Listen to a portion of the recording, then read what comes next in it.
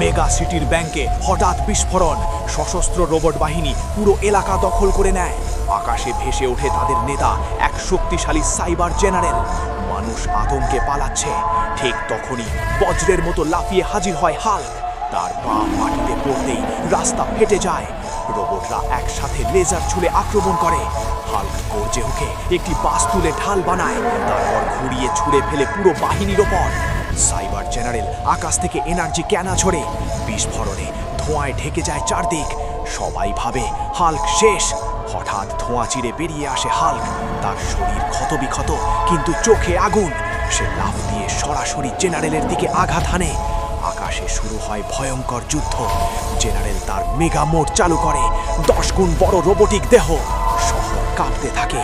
Hulk চারপাশের crane টেনে এনে শিকলের মতো ব্যবহার করে।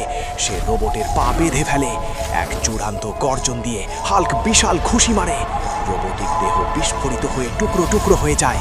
ধোঁয়া সরে গেলে শহর আবার শান্ত। মানুষ উল্লাসে চিৎকার করে। হাল্ক আকাশের দিকে তাকিয়ে গর্জে ওঠে, যত বড় শত্রুই আসুক সে প্রস্তুত।